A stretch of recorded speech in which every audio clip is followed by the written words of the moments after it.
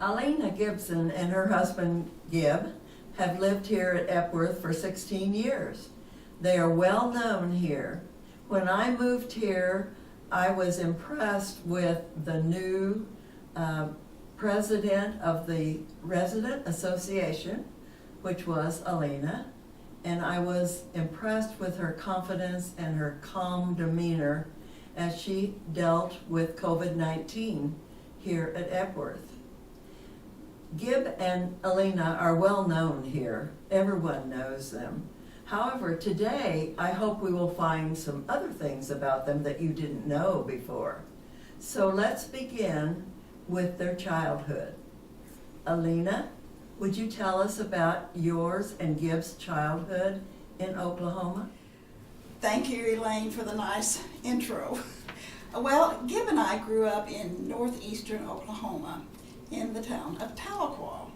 And actually he was born there, but my family did not come until I was in the 5th grade. So we had a wonderful life there. There were many things that we enjoyed, particularly the Illinois River. It was our playground, but it was just a very, very normal, very nice life. And where did you and Gibb meet and marry? Well, we didn't meet in Tahlequah until the 8th grade. And I remember very vividly in the 8th grade, he was kind of the class clown. And so I noticed him and kept an eye on him, I guess, during that year. And we had classes together and became acquainted. But of course, we didn't start dating until the 10th grade because that's when Mother and Daddy let me date. And so we started and almost immediately became a couple. And as a couple, we double dated a lot and had a lot of fun in high school. And we always had the feeling that we would marry. So it was not anything that was shocking when he came to ask my father for my hand. But we enjoyed the high school years very much. And we married in Tahlequah after we had both obtained, well, I've obtained my degree at OSU, and he had to have 90 hours to go to dental school. We kind of made a plan. We wanted to do it fast so that we could get married. So I graduated in 3 years to get married. Okay. And so then he went to college and went to dental school in Kansas City. Yes, he did. And you accompanied him there? Yes, not until after one more year when I graduated from OSU. And I was fortunate to have a job there. I taught in the junior high school music and loved it. And I had 3 nice years up there in Kansas City area. Independence actually is where I taught, but Kansas City was very near, and he had about, 20-25 minute drive to the school from Independence. So we found a little house up there and rented it, and it was already had the furniture in it and even a piano, so we kind of were fortunate. Well, that was good because you are a musician. Yes. And I know your degree at OSU was in music. It was. I had a BA in music education, and my major instrument there was pipe organ. I started out as a pianist, of course, when I was a young child, and had lessons like most young children do, and fought with my mother because she wanted me to practice more than I wanted to, but that's the way it went. But I learned to sight read very well, and I did accompany the chorus and choir in high school, and then some in the church. Began taking organ lessons at the church, and became quite interested in the organ. The other 2 instruments that I had experience with a sax, alto sax in the band, and a violin, and I kind of dropped both of those. That's great. You and Gibb, after you married and he finished dental school, you chose Lawton, Oklahoma, as your home base. Can you tell us how that came about? Well, of course, when you get your dental degree, you have to figure out where you're going to open your office. So Gibb started searching around, and both of us agreed that we wanted to come back to Oklahoma. We always loved Oklahoma. What you look for in cities or towns is population and if they need a dentist. And it looked to me, if I remember correctly, that that was primary in choosing Lawton, except, excuse me, it did have the Wichita Mountains, that was a plus. It had Fort Sill, which he was very curious about. And so we got in the car and came down and visited Lawton, found some interesting people, and he went around to the dentist and told them that he was moving and opening an office. He found them very friendly. In fact, one of them said, "Gibb, I think I like you. I'm getting ready. I need a vacation. I need to be gone a month. Would you consider coming into my office and just taking over my practice for a month? That will give you a month to take care of your own business and set up your own practice." Well, of course, Gibb took it. And that was the start of our Lawton experience. And Lawton is where you raised your family. Can you tell us about your family? Sure, we did. We started a family immediately. Had Carl, our son, first, and then Deanna in about 2 years, and had 4 grandchildren come up later, and then have a great-grandchild recently, 3-year-old grandchild, and with their spouses, that makes 13. So we have 13 in our family now.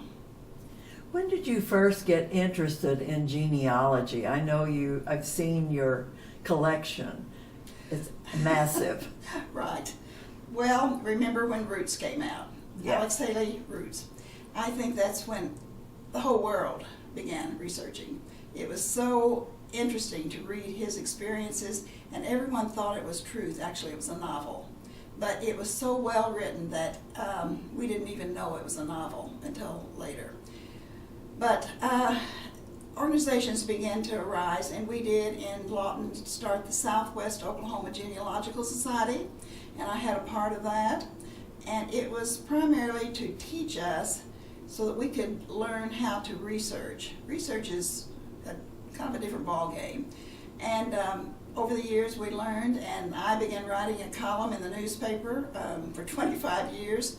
And the name of it was Tree Tracers, and it was a weekly column. I enjoyed that very much. I started traveling around. While Gibb did his hunting thing, he was a hunter, I would travel and take research trips. And often we would, I'd go out of the country to research. We both have interesting stories in our family. He had more interesting ones than I did, as it turned out. He's a Mayflower descendant, and so he's enjoyed those stories.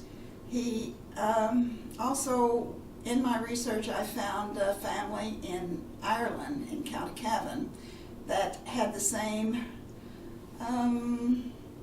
I felt they were related, and so by the research, but I couldn't prove it until DNA came out. So I talked one of the young men to get his DNA, and sure enough, they were.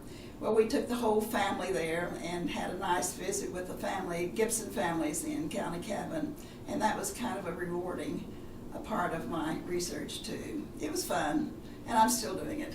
That's fascinating. I also learned that you and Gibb are pilots. Was that because you were so close to Fort Sill, or how did that start? No, not close to Fort Sill. It was because Gibb was flying, and we had a plane, and we had 2 young children, and I absolutely started thinking about it deeply and said, if something would happen and I could not land this plane, what would the children do? So I had a girlfriend in Lawton who was in the same situation. Her husband was flying, and they had young children. We decided to learn how to fly, to really just to land the plane.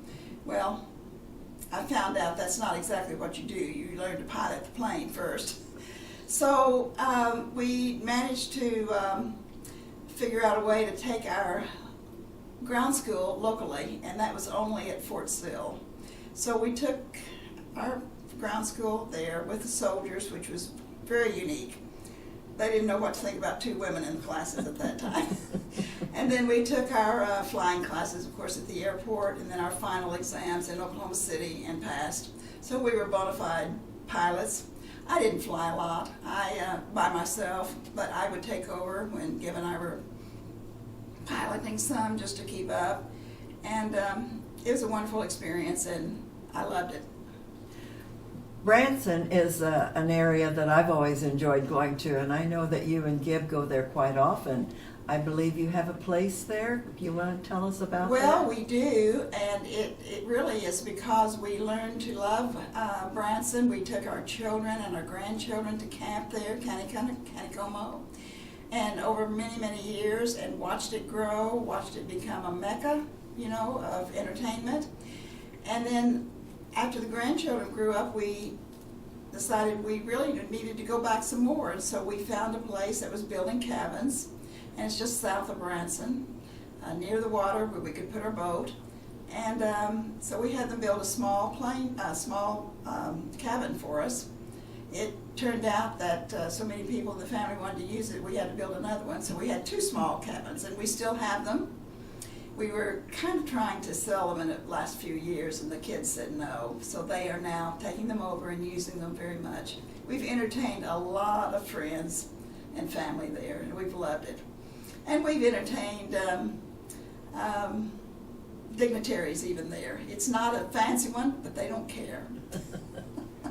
Well, you and Gibb have been very active in community issues and have made a difference in Lawton and the state of Oklahoma. You both have received numerous awards and recognition. Can you tell me some of the most outstanding ones of those that mean so Well, much? I would say Gibb probably has the greatest award in Oklahoma.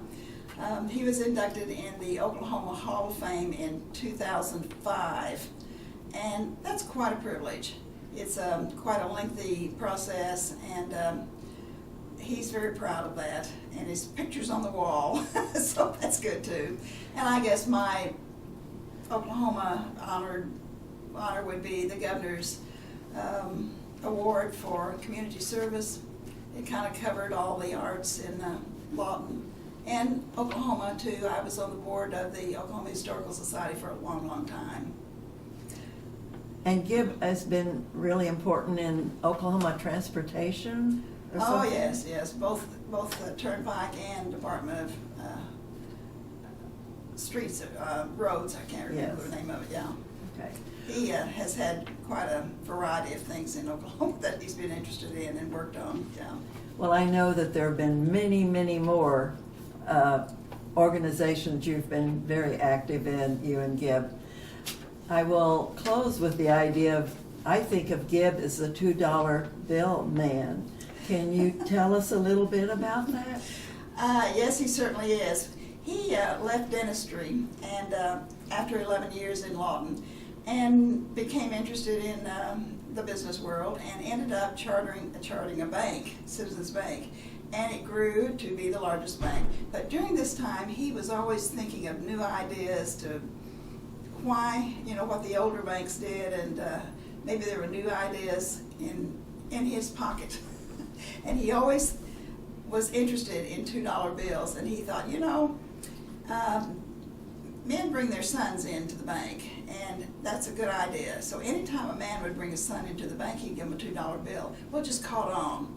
And then it grew, and then the girls and the boys and the older ones wanted them. And so it became something, and now he gives them to older people for birthdays and says cheaper than a card. We've had a wonderful time with that, and he had a wonderful time in the banking business too. Yeah. Well, you are an amazing couple, and I have loved getting acquainted with you, and I know there's so much more I yet to know about you, and I will be asking. But in the meantime, thank you, Aulena, very much for this interview today. Oh, you're very welcome. I must tell you that the most important thing of all had been my family of 13. We have loved traveling together. We try to have every other year a wonderful excursion together, and that's been my privilege in life, though. Thank you for interviewing me.